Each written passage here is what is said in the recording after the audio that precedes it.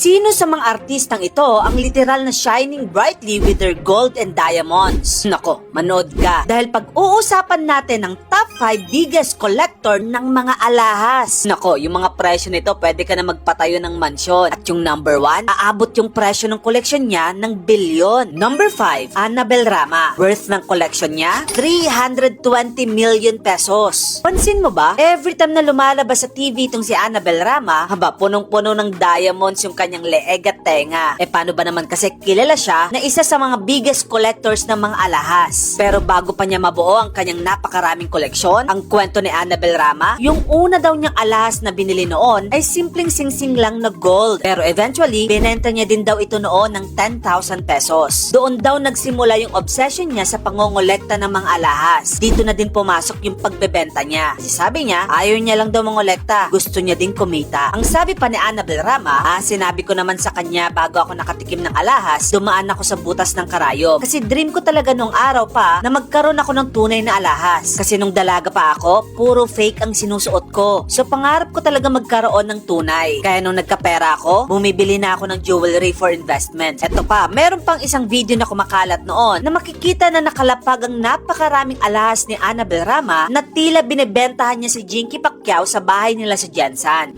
Magkano yan? 350 mo. Dalawa ni Madam. Ayan ka lupa. Parang kay dalawa lupa. Ganda.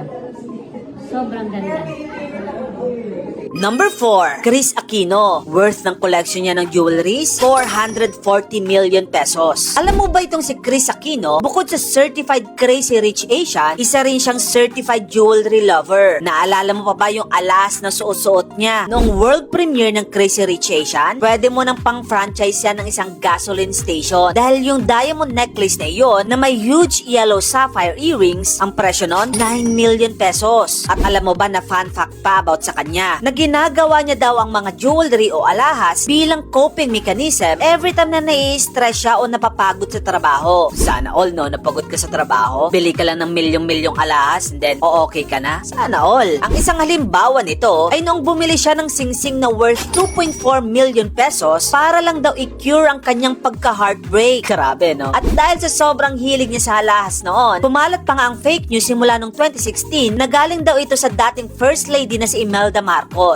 But oh well, that is just another chismis. Dahil very capable naman si Kris Aquino nang bumili ng sarili niyang mga jewelries. Number 3, Heart Evangelista. Worth ng kanyang jewelry collection, 600 million pesos. Alam mo ba itong si Heart Evangelista? Hindi lang siya epitome of luxury. Sobrang hilig din niya sa alahas. Isa si Heart Evangelista sa biggest jewelry collectors dito sa ating bansa. Alam naman natin na from errands to fashion shows, always on the go si Heart na rumarampa with her shining bracelets, necklace, relo, singsing, at higit sa lahat, ang gem accessories meron siya. Complete package. Even nga yung mga foreigners ginagawang content reaction ng kanyang jewelry collection. Paano ba naman kasi yung isang Cartier bracelets lang ni Heart, nasa 2 million pesos na agad yung presyo. Ganun siya katindi. At yung total na presyo ng 6 na relo niyang ito, nako, nasa tumataginting na 10.7 million pesos. Sana all, diba? Number 2, Sharon Cuneta. Worth ng kanyang jewelry collection, 720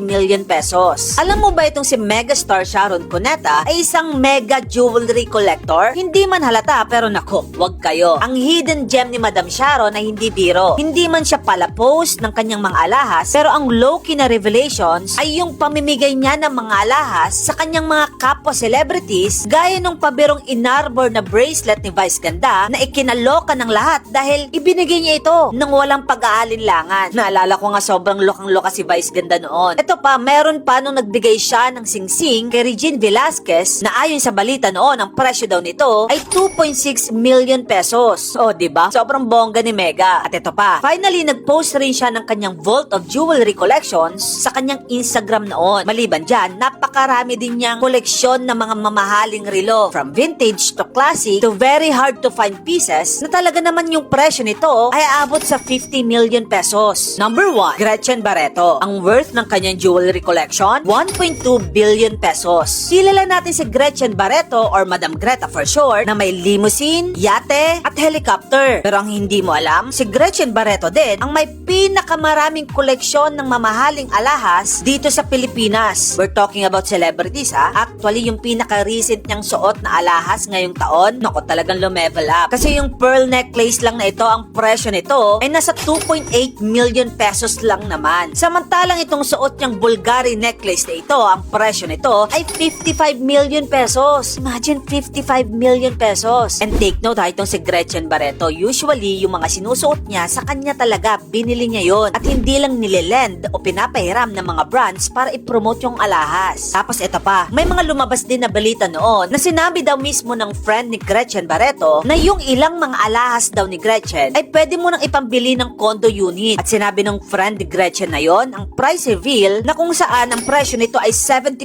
million pesos. Grabe no? Tapos deadma pa daw si Madam Greta noon sa sinabi ng kaibigan niya dahil hindi naman daw niya masusuot ang kondo. Unlike yung mga alahas na she could wear all the time. Wow, sana all ganun mga tuwiran, di ba? Ibang level ng koleksyon ng mga celebrities na ito pagdating sa mga alahas. From Chris Aquino's Heartbreak Diamonds to Gretchen Barreto's condo-priced pearls. Ibang klase talaga. Meron pa ba akong nakalimutang celebrities na mahilig mangolekta ng alahas sa aking listahan? Comment mo naman dyan sa comment section.